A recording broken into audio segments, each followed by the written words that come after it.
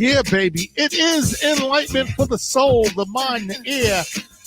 WSME SM Enlightenment Radio. Good evening and welcome, ladies and gentlemen. It is another edition of the Sunday Night Spotlight. Comes at you live and direct right here on WSME SM Enlightenment Radio. And as you know, these spotlights, when they come at you, all right, you know, because it's an exclusive special thing. So you know when I'm bringing you a spotlight, hey, you know, this is something that you need to hear.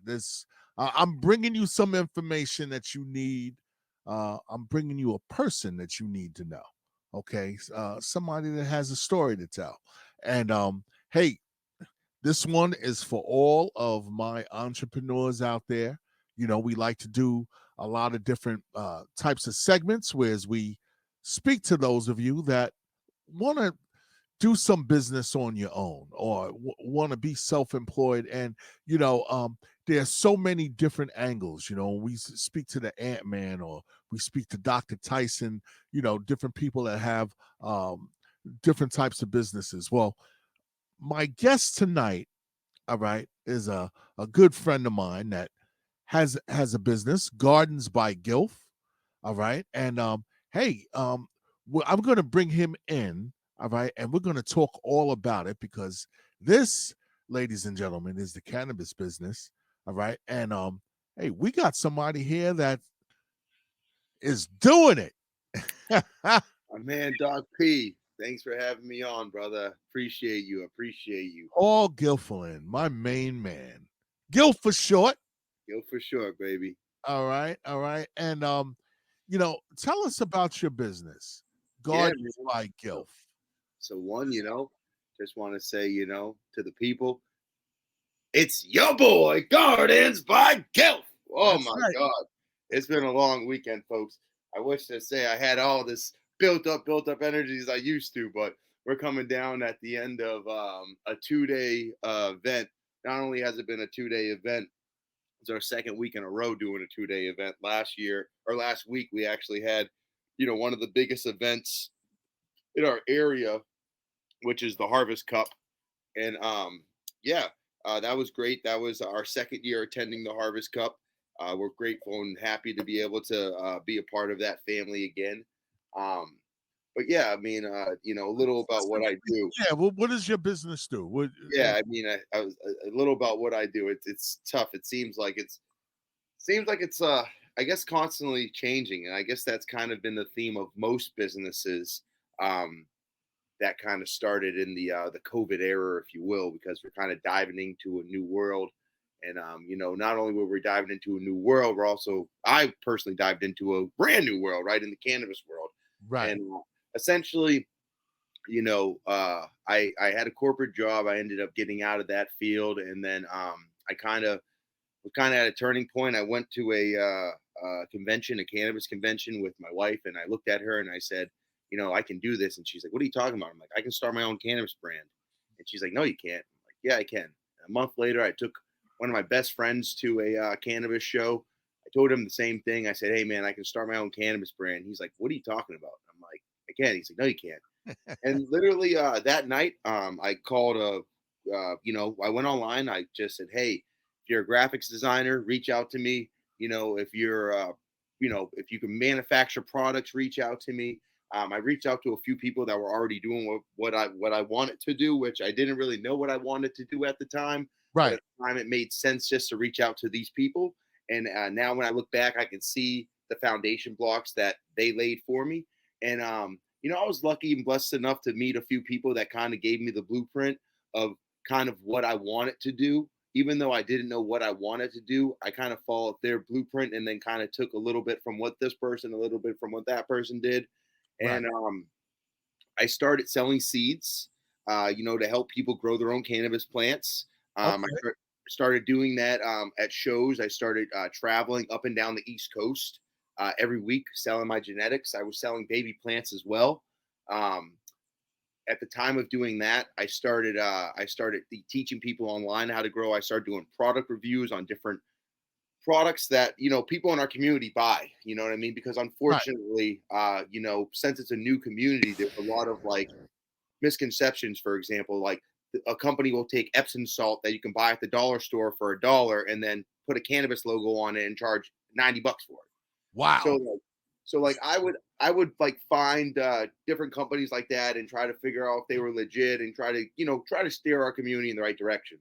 Right. But let me ask you now. You said now you started out with seeds, right? So how, like, where, where do you get the seeds? Like, how do you start out Yeah. selling seeds? Like, Yeah.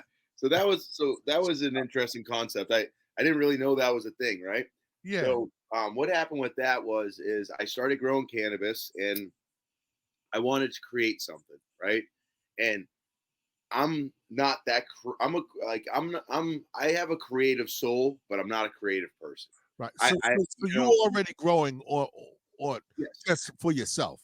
So yeah, so to kind of back up with that was Mhm.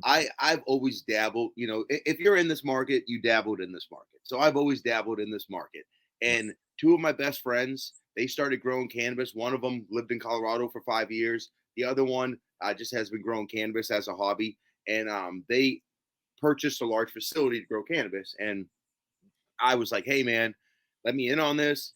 Like I get cannabis for a lot of people. Like this is something that I would like to get in on. And they're like, you don't know how to grow. Like we're not investing all this money and risking it on like something like you to be involved. And I'm like, um, spitefully, I hate when people tell me I can't do something. So I went to the grocery store, gave him my credit card, and I said, hey, send me home with whatever I can do to grow. And I ended up getting. I'll show you real quick, not to get Okay. out of frame here, but I ended up getting this small tent right here. If you can see it, it's this small little tent. It says Gilf on it. It's Right. fits right in my kitchen. It's like the size of a small dresser, and I started growing that just like to teach myself. And the great thing about this plant is it takes a little bit of time for this plant to grow. Like this plant doesn't just all grow in one week or whatever. So I got to learn, and then I started producing some quality products, and my friends were kind of like, "Holy crap! Like you're doing a pretty good job. We were thinking about letting you in." And Right. again, I'm not extremely creative, but I wanted to be creative. I'm good in the kitchen. I like to cook. And it just made sense. Like I like to combine spices, I like to combine food. It just made sense to try to breed because essentially when you breed, you take a male plant, you take a female plant, you cross them together. Now, if you want to go more into like, the thought process behind that is if you have a cannabis plant that smells and tastes like, X, Y, and Z, and then you have another cannabis plant that smells like X, Y, and Z. Right. You can cross these two together and hopefully get something that tastes even better, right? So that's the whole concept behind it. So I started doing that, breeding, making strains, and I noticed that my stuff was really good. It was better than some of the other things I was seeing around here. So I started packaging them up, advertising them, getting local people to grow them. So those So, people so can this and this was just the seeds. just the seeds, yeah. Right. So after you when naturally when you grow a plant, then that plant produces seeds, and then those seeds are the seeds that you sell. Yes, but it's not as cut and dry as that because when you grow a plant, just a plant by itself will naturally produce seeds. You need to have a female plant and a male plant, Mm, and the okay. male plant has pollen, which, for lack of a better word, is semen. And when the plant becomes a certain age, the plant blows and the pollen floats around, and then the pollen lands on the females.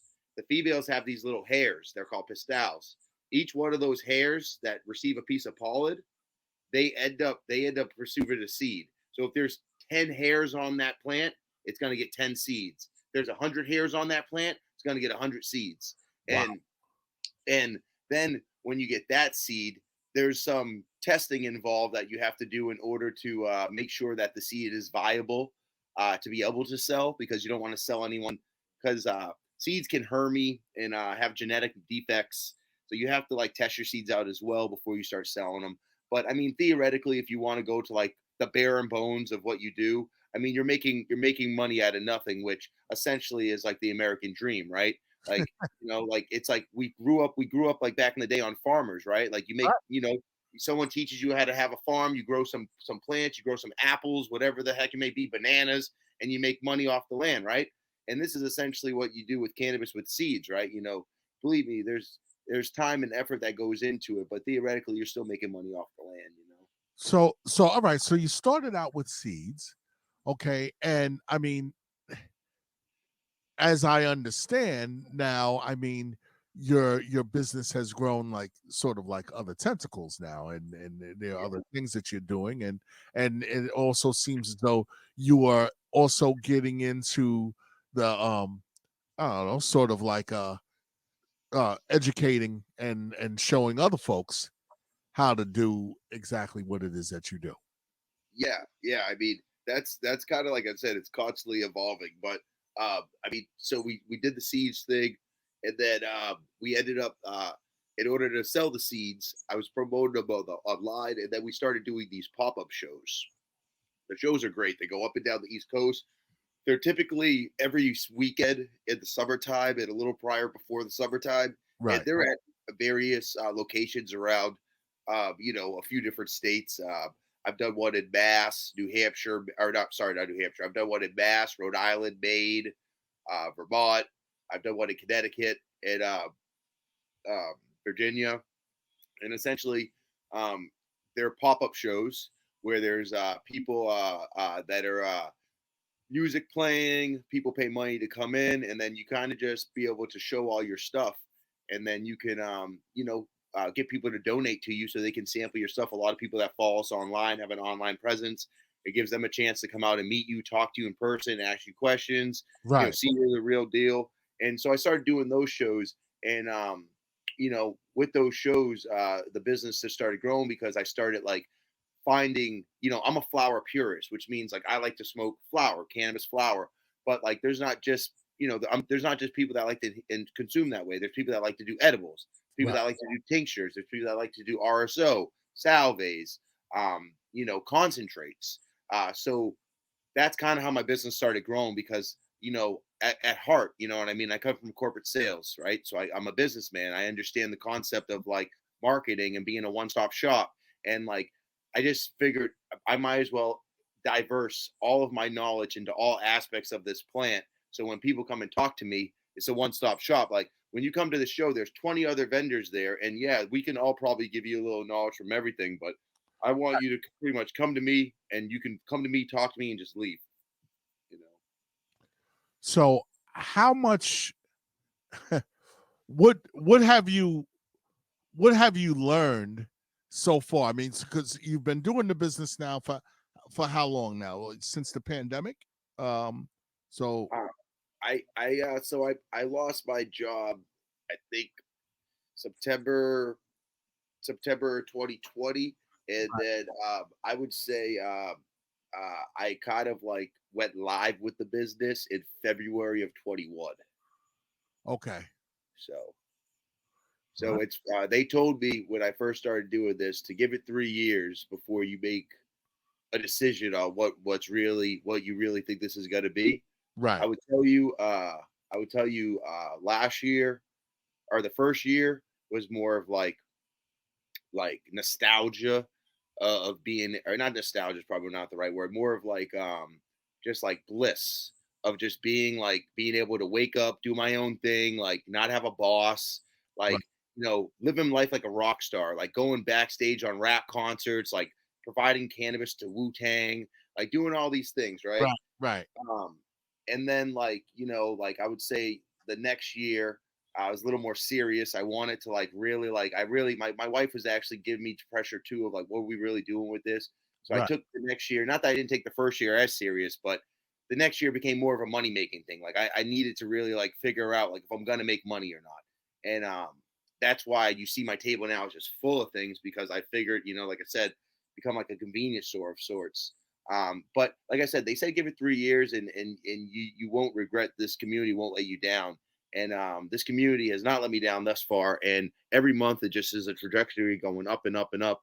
And it's just the more shows we do, the more notability we're getting. Right. Winning that award for the Boston Freedom Rally was big. We got third place for the best cannabis flower. Um, Wow. yeah, so that was really big. And again, like they said, this is like essentially the third year or the second year, coming up on the third year. And like they said, like it takes 3 years, and you'll start seeing the traction of the boat really going. You know? Right. Right. Right. And I mean, hey, I mean, the even cannabis itself, I mean, has really only been legal in this particular region just for like a handful of years, maybe what 4 or 5 years Yeah. now. So it is a new thing that's growing, and it's crazy when you see also the circle that it is taking. You know what I'm saying? Because in the beginning, I mean, going way back to, thousands of years ago, even BC, it was like, like the Chinese that were using cannabis way back, as for medicinal purposes, and that actually grew, you know what I'm saying, all throughout civilization. I mean, it's not until the 1900s when all of a sudden, I guess, everyone decides that it's reefer madness. Yeah, I mean, it's interesting. Cannabis, a lot of people don't realize, cannabis has only been illegal for 1% of its lifetime. Yeah. 1% of its lifetime. So if you consider that, right? If cannabis is 100 years old, cannabis has only been illegal for 1 year of its whole life. If you consider it in that terms. Uh, Now, granted, right? That's kind of a skewed statement because obviously cannabis has been around for a long time before we had rules and culture and society. So it's kind of like obscure fact to say, but it is true in the sense that it has been around longer than it's been illegal. And, you know, But in a lot of ways, it was also used, kind of like as a political tool, in some senses. You know what and I'm it, yeah, saying? and, And and the world's ran by money, right? So I mean, who's to know if it wasn't political and if it wasn't like a big farmer thing as well? Because if this really is a medicine of sorts and we yeah, can grow it in our backyards, and check it out. It's a medicine. I was doing some research. I saw that it's a medicine that was like replaced. It was replaced by in 1936. It was replaced by aspirin, morphine, and other derivatives of like opium, like in order to treat different things. Up until that point, it was cannabis was the go-to substance. You know what I'm saying? And they it was like in the 1930s they decided that, hey, this is a bad thing, and they put out that reefer madness, and yeah, and yeah, and it's taken us into all this time, and then just the way that it has negatively, when Nixon declared that war on drugs in 1971. I mean, that was like very much a political thing. You know what I'm saying? And the revamped war on drugs in the 80s with the Reagans and all of that. You know what I'm saying? It's just um interesting how it, like, affects communities, in a unproportionate way. You know what I'm saying? It's like 100%. I mean, it really blows my mind, right? Because you can't even uh, I can't even like step in my house without stepping over cannabis, bumping into cannabis. Like cannabis is all over my house, right? And it's just interesting because 10 years ago, 5 years ago, like that would have to be like I would have to literally have like a hidden drawer in my fucking floor, yep. like hide shit in there. You know what I mean? 'Cause if someone knocks on my door, I don't know what the fuck's going on. You Yeah, know? yeah, yeah, I yeah, remember I remember back when I would get furniture delivered back like 10 years ago. yeah, And I would be like, oh fuck, because I left like a giant jar of cannabis chilling on the coffee table, or you know what I mean, or my landlord knocks on the door real quick, and I go. And now it's like, you know what I mean, like fucking, hey, do you want some? You know what I mean, like you know. So fucking, I had one of my buddies knock on my door the other day, and he goes, "Yo, can I get a can I borrow a cup of keef?" And he was joking like it was a cup of sugar. Well, he wasn't joking about borrowing some keef. He wanted keef, but Yeah, he was trying to make a joke, knocking on my door, saying like, "Hey, man, can I borrow some sugar?" You yeah, know. yeah. So, So the main way that the business operates now is through those different types of shows that you yeah, so the main way the business travels now, this is where the entrepreneur sense comes in, right? Mhm. Like, obviously, in our state, in order to run a dispensary or to get into like get those cultivation licenses and stuff like that, it's a lot of money. And there's already other states that are a little more further along than we are, like California, and they have started like a farmers market type bill that got passed, Oh, where like those events that we did, because we've always been doing these events, and these events have always been going on, and these events have been like gray area loopholes, if you will. right. And now they're getting kind of considered more like farmer markets, so pop-up events. So I guess like the best way to describe what I currently do with the business is more of like we're like we go to like trade shows, if you will, like you know like like a craft vendor, if you will. You know what I mean? Got Which you. is perfect as what we are, because we're craft cannabis. You know what I mean? Like we're not large level. You know, we're not the Golden Corral of cannabis. Right. We're like come down and get mama's home cooking cannabis. You know what I mean? Got you. You know what I mean? So that's kind of like what we cater. We cater to a craft market. So the cannabis that's actually like that's sold in the dispensaries. All right. So I mean those come from different folks that grow and cultivate, right? Or those different or are those other corporations that you know, I mean, listen, there's a lot of dispensaries now. You know what I mean? And I'm not gonna sit here and fucking freaking down talk every dispensary. I'm right. gonna say this about dispensaries: you get what you pay for, right? When Uh-huh. you go into a dispensary, you know you're gonna talk to a bud tender, right? A Mm-hmm. bud tender, you're gonna look at a bud tender, uh, like they're a bartender, right? And they're not even considered like a bartender, right? A bartender makes a crap ton of drinks, knows their drinks, tastes their drinks. Bud tenders don't necessarily make their bud or grow a lot of their bud or taste their bud or know their bud. They're known what they're told at a quote unquote like corporate meeting. And how many of them are actually going through and talking to them about the actual love and care about these strains? When you come to these pop-up events, you're speaking to an actual person that grew it. Like this strain right here, like this cannabis right here, like one, you can go on my page and you can see it like grown from start to finish. I can tell you everything that this was fed. I can tell you when it was cut down. And don't get me wrong, I'm sure there's going to be other dispensaries eventually that are going to be able to eventually do something like that. But it's kind of like the difference of like, getting a personal chef.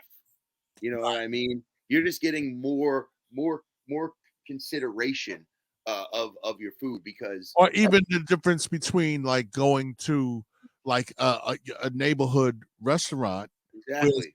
that's specifically for your community as opposed to just going to a food chain So restaurant. the point is like if I put out a bad product, I might not be able to pay rent next month. If they put out a bad product, you can't complain. Like who do you go to? Right.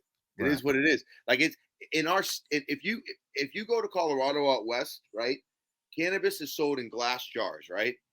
You get to walk in there. There's a bunch of glass jars. You get to go in there. The bud tender, right, goes in there with chopsticks and picks out the bud. You can go and choose your bud, right? You can smell it. Smell your jar. Choose your bud.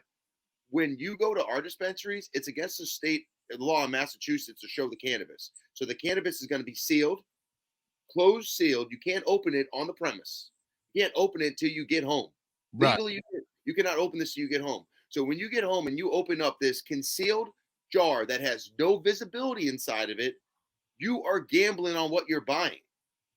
So you're really taking the opinion of this quote unquote bud tender, which is someone who's getting paid the least amount of money in the industry, Right. and they have to know 30 different friggin' strains.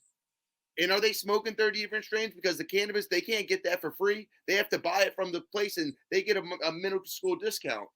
Babe. But, Wow. but yeah. So yeah. So I mean, but again, like I'm not saying like dispensaries are bad. Like like my like there's good things for dispensaries. Like my wife goes to dispensaries to get edibles just because like you know we could like I just have a whole thing with that too. I do prefer dispensary edibles. They are a little more tested than babe. Can you give me some water, please? They're a little more tested than like some of the stuff that we get out on the streets from the homemade market. And I'm not saying the homemade market is bad. I'm just saying that edibles, just a large variance of how you can make edibles. Like with edibles, you can make it with flour, you can make it with bubble hash, you can make it with distillate, you can make it with hash rosin. There's so many different avenues of how you can make it. Thanks, babe. So that's why, like, I try to just. But again, like I said, there. If the tide rise, we all rise. Yeah. There is a place for all of us inside this realm. Um, but yeah, I prefer people to like purchase from craft cannabis because like, you know, one, you know, we're growing for the love of it. You know what I mean? And Yeah. like you're purchasing our art. You know what I mean? Like food is art, right? When you go get food from like Gordon Ramsay, you're purchasing their art. That's why presentation on your plate of garnishing is so important, right? Yeah. When you go and you get food at the dispensary, it's like you're going to McDonald's. You know what I mean? I'm Yeah, not exactly. Yeah, yeah. And that's what I was saying. saying the food to that quality, but I'm just saying it's just like a predetermined. You're not getting no passion, care. Yeah, exactly. Hey, we're gonna bounce to a break real quick. And then when we come back, we're gonna continue our discussion here with my good friend Paul Gilf, Gardens by Gilf Gardens by in Gilf, the baby. house. Got that seed there, but then from that seed, we growing into some great stuff. We're gonna get into more about what this business does. Stay tuned, baby. It is the spotlight right here on WSME SM Enlightenment Radio. Stay tuned, baby.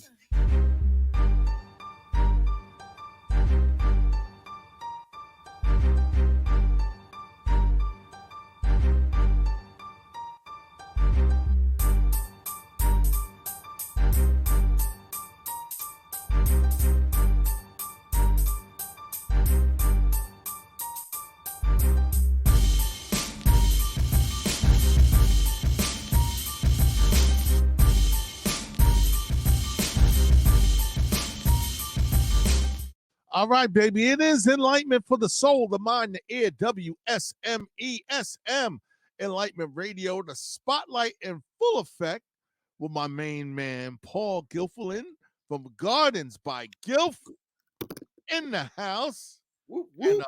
hey, What's man, going on? hey, it's you, brother. We're talking to Paul. He's an entrepreneur, all right, and started a business here, just with the seeds. But now, I mean, hey, see my man at the trade shows, and got a lot of different things going on there now. Yeah, yeah, and then yeah. So as we were talking about earlier, it started with the seeds, and then it's morphed into concentrates. But the reason why it's important that it started with the seeds is because like genetics is everything, right? Genetics is the basis of this whole of what we do here, right? Right. Like everyone's trying to go out there and find the next quote unquote LeBron James, right? Because that's essentially like what it is. Like when you pop a seed, right? Um, Even if you have two fire plants and you pop a seed, it doesn't mean that the seed that you get from those two plants is going to be the best cannabis you've ever smoked in your life. The same concept why when two professional athletes have a child, it doesn't necessarily mean that that child's going to be a professional athlete. Right. Believe me, it gives it better chances, right? Hence why we see Patrick Mahomes doing so well. Hence why we see Steph Curry doing so well. You do have better chances, but that's the main thing. And there's been a lot of people that when it was illegal for cannabis to, legal to even be grown cannabis, there was a lot of people that are now the millionaires of our community because of the fact that they have the genetics. Because at the end of the day, that's what it's about. It's about the genetics. Because you can sit there and tell someone every time you smoke the best flower in the world, but if you can't reproduce that flower, it's just a story. And who cares about a story? Wow. It's just a fascinating. I mean, for someone that just is unfamiliar with the world. I mean, there's some of us just know cannabis, and it's you know in whatever forms. But just to really think that the actual growing of it is it's a science, but it's, as you said, it's art. Yeah. I would say what I was most intrigued about cannabis when I started growing, or what really made me be like, "Oh wow, this is a crazy concept," is the fact of cloning plants. Are you familiar with cloning plants? Well, I've heard of cloning. I know they be cloning sheeps, and some people say that the UFOs came and cloned us.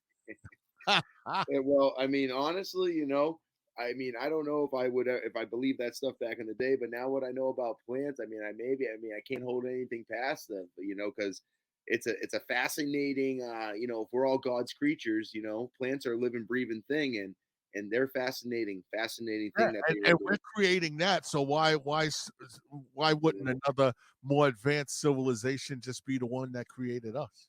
So what cloning is when you take a seed and you pop that seed and that plant grows. I can actually show you a clone. I have one now. You take the plant and you cut off its arm, right?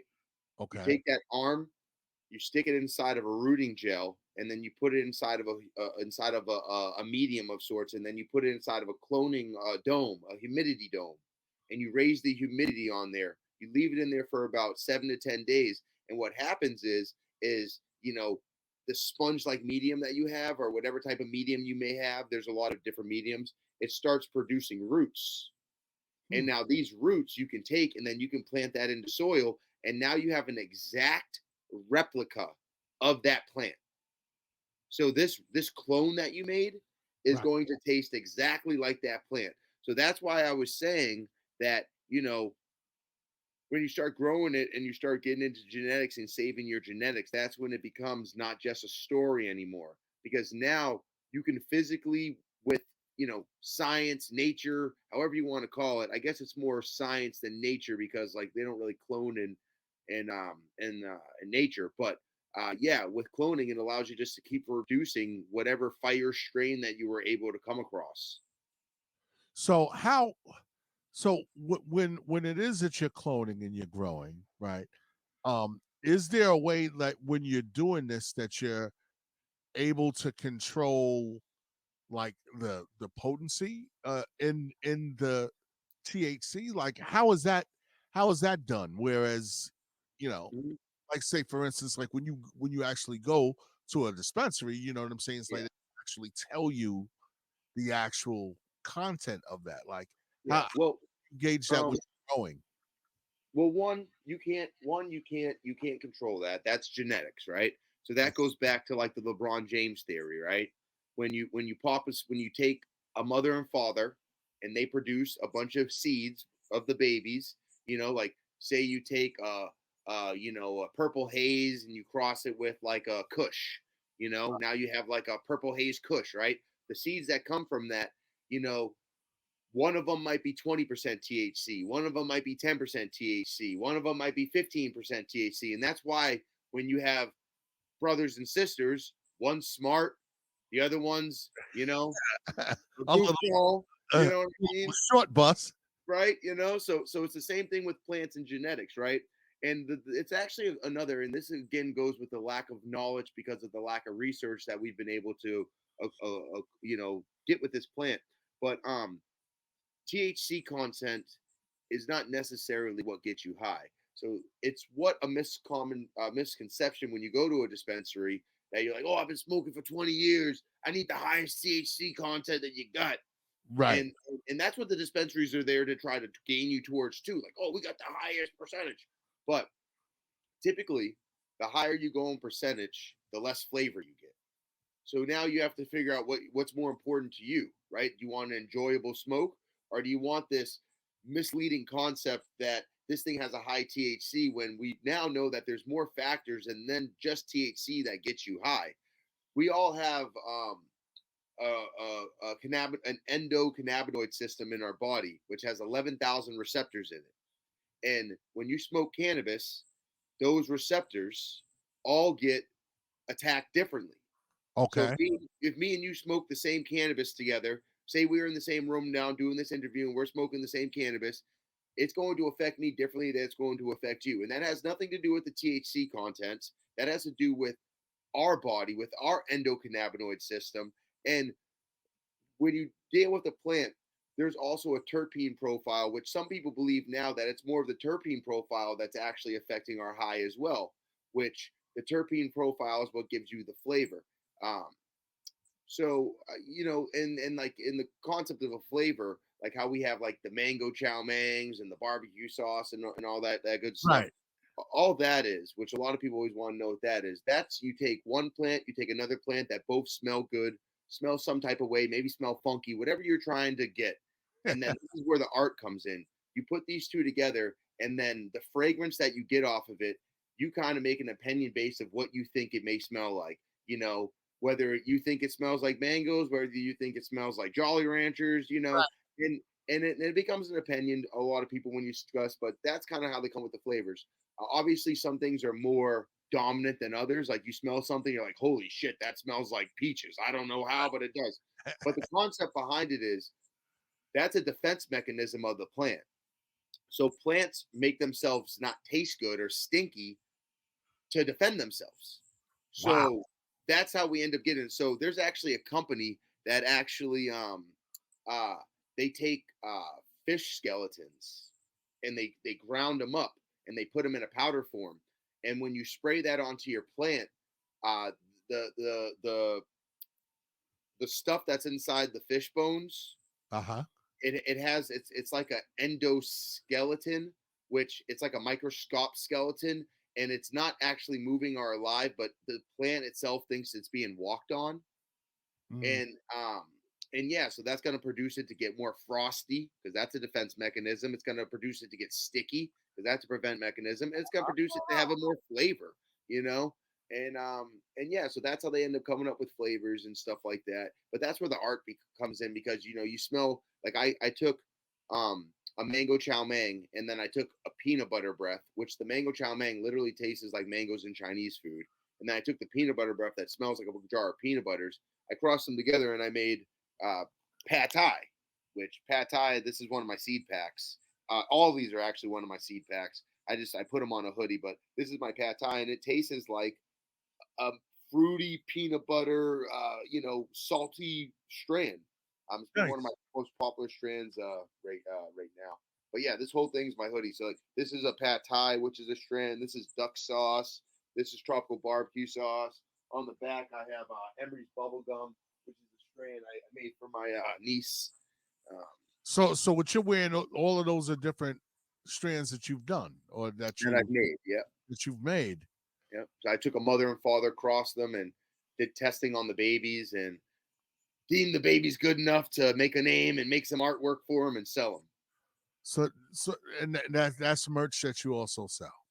Yep, and it's also like pack. So I probably have a pack of seeds right here. One second. So like this is like a pack of seeds. So all right, so somebody gets your seeds, okay? What specifically are they going to need now in order to grow a plant? So one, they can always reach out to me. I like when people do reach out to me because it saves me headaches in the long run. Because you know I've noticed by doing this, it's way better to answer questions before than have to answer questions after. Yeah. And it's a little easier because a lot of times people buy the wrong things, and then I have to say, hey, this is what you have to do to fix the issue, but this is going to cost money, and it just sucks when it's a hobby and you have to do that. But what you essentially need if you're growing inside your house,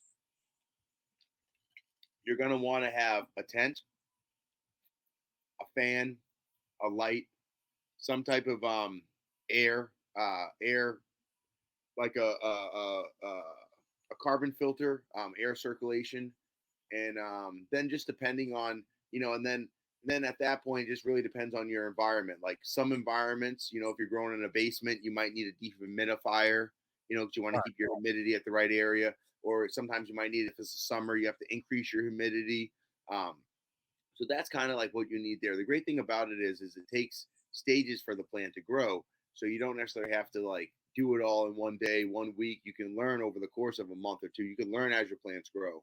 Right. And Right. if you So, want to do it outside, it's a little less pricey and it's a little more just like natural. yeah, that was the other thing I was going to ask is like, are you able just to grow it like outside? I mean, Mhm. it does grow outside some places. Yeah. Like so like for instance in the springtime, like if you're in this region, you know what I mean, northeast, in the United States, could you plant something in the springtime and then grow it? So if you wanted to do something out here, what I Right. would recommend is I recommend is uh, in March or April, Uh-huh. I would plant some seeds inside of a windowsill pot and like put it on your windowsill, or if you have a porch, like an indoor porch, like if you have like a window, like a window glass window or something, get Uh-huh. it somewhere where you get natural light, right? And then you can grow that indoors for like 3 weeks, 4 weeks or so, and then it will get to like a certain height, and then you can transplant those outside and put them directly into the ground, or put them inside of a bigger pot outdoors. I prefer to put them in pots just because they're easier to deal with, and a lot of times the ground, when you try to like beat up the ground, it's like really really tough, and then not only that, excuse me. Then not only that, when you're doing it outdoors and you go into the ground, say you're feeding it, who knows like if all of your food that you're feeding it is going just depleting how deep in the earth, right? Right. Going all. So I just kind of like to do pots, more control. Um, but yeah, the one of the best things to do is we do these pop up shows in the springtime. That's when they starting, and then we sell clones. And what clones are, like I said, those that the exact definition of a grower's artwork essentially. Right. And those clones, I'll get one for you real quick. Give me 1 second.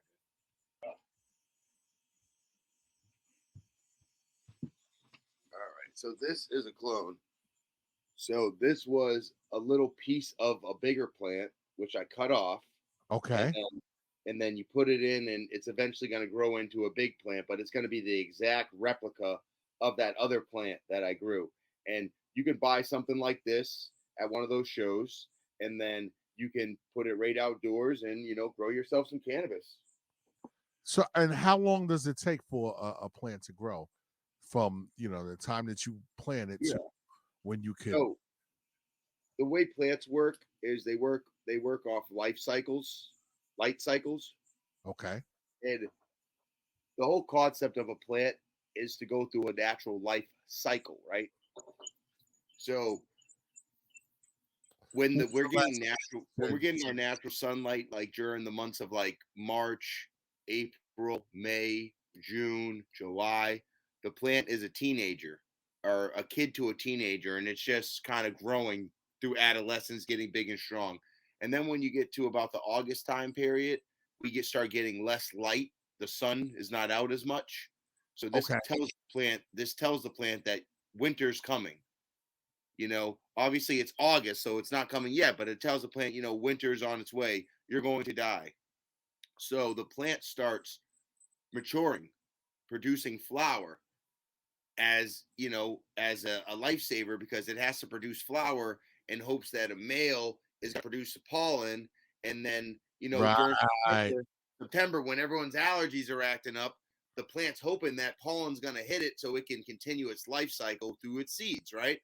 So that's what causes the plant outdoors to start flowering. But indoors, It's whenever you want. So when your plant gets to the height you feel comfortable with, then you turn your lights, because when the plant's a clone or a teenager, you leave it on 18 hours with the light on, 6 hours with the light off.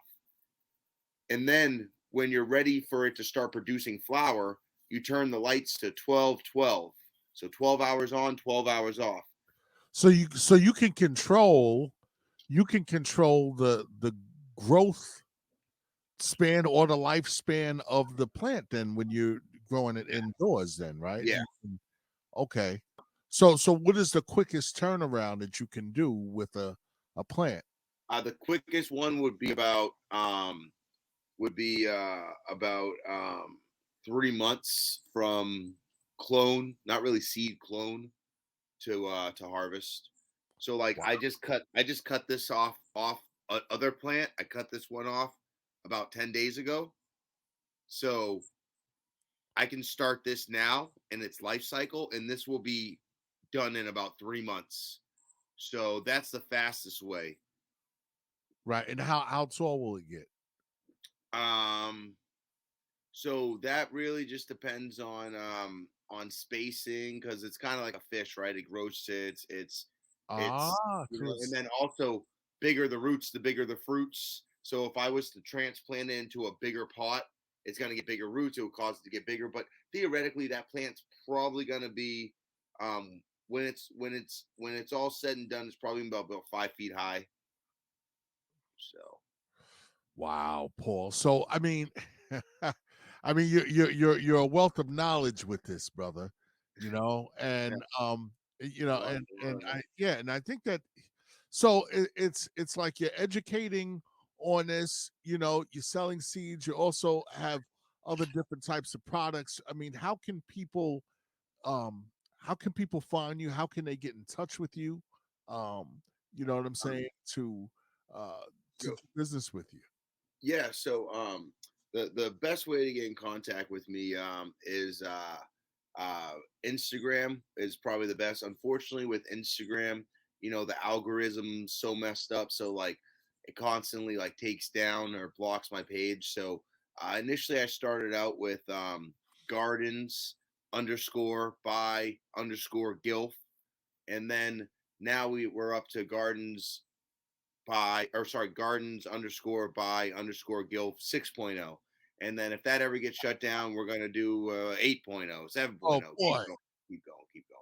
But they got us down a few times. But it's interesting, because the reason that happens is because Instagram is a globally recognized platform, Right. and cannabis is still not globally recognized. It's not even federally recognized. So even though some people I may be helping, there's other, to your point, political government entities that believe um, that this is still a bad negative thing and we shouldn't be doing it. So the algorithm is run by a computer-based software program, which if it just sees the wrong thing, or if you write the wrong thing, it just shuts your account down. So, Right, right. and speaking of that, um, Burner, who I'm not sure if you're familiar with Burner. Okay. So Burner's the owner of Cookies. Um, Crazy entrepreneur story as well. When he was 18 years old, he started off as a bud tender. Uh, he was also a low key rapper, hooked up with Wiz Khalifa, ended up being Wiz Khalifa's personal cannabis guy, started rapping as well, started producing records and albums, started with a cannabis lifestyle apparel company, which was the Lifestyle brand of cookies.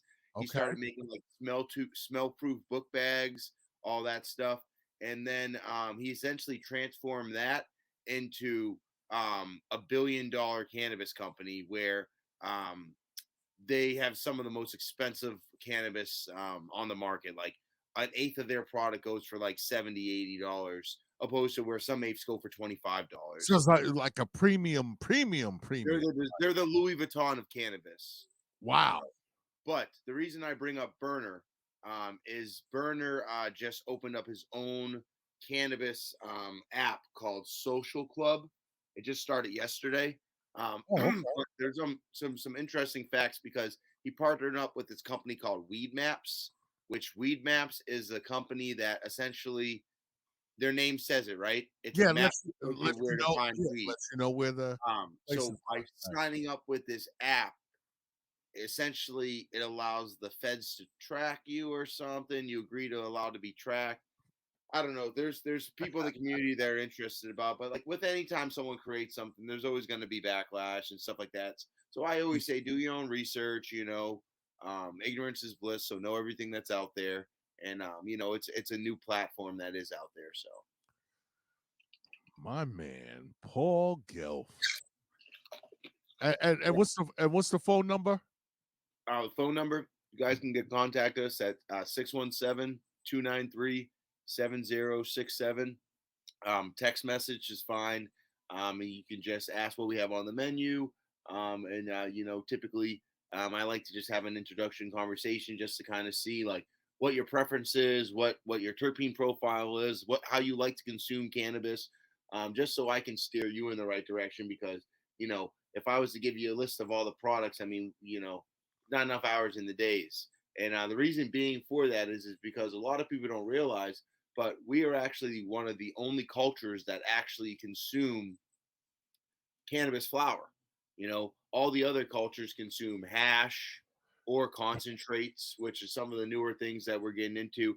And a lot of people don't realize that concentrate is actually the safest way to consume cannabis, because what a concentrate is you take the crystals of the flower. The crystals are what get you high, and you essentially take those crystals and you wash them off the plant, and then you use the water as a medium to take those crystals, and then you put them through a filtration bag, and then you get the purest of the crystals that pretty much is 99% THC, and then you put that in a dry freezer. You let that dry out, and then that becomes bubble hash, that old school hash that people used to smoke back in the day. So now Right. the step further that they figured out is you take that hash, you put it inside of a heat press, you condense it under 8,000 pounds, and you end up getting rosin, which comes out, and rosin ends up coming in a goo-like form that you have to put inside of a dab rig to smoke. But it seems like you're freebasing essentially, and it seems to Oh, that's the what it looks like. it looks like it, and I come from an urban culture, so when I go back home to my urban culture, a lot of times they compare it to, oh, what are you doing, crack? Like, what, you look crazy. But it's actually the safest way to consume cannabis, because we're actually not supposed to consume the flower because the plant matter goes on our lungs, which that's not actually good for our lungs. But when you smoke the concentrate, it's exactly what it is. It's concentrate. So it's the concentration of the cannabis, and you can't actually smoke it. You're actually vaporizing it, and you don't get any of that plant matter. So it's actually not only the cleanest way to smoke, physically and mentally, because it's actually a really head high. It's really clean. It's pretty much the best way to consume cannabis. It's just not the most convenient way to consume cannabis, and that's Yeah. kind of where the difference comes to lie. And you have to have the Crazy. torch and the rig in order to do it. You know, You could burn the house down like Richard yeah, Pryor. exactly. But I will tell you this: I typically smoke anywhere from 15 to 20 blunts a day, and when I do a dab, I cut that down to probably two. So that's how much it affects your body, that you really just don't have to smoke. It really keeps Yeah. you high all day. Um, it's actually like a lot of people say, like one hit is the equivalent of smoking a blunt. Um, so Nice. yeah, it's really nice. But one thing too, I want to, eventually, because I want to do some more conversations with you.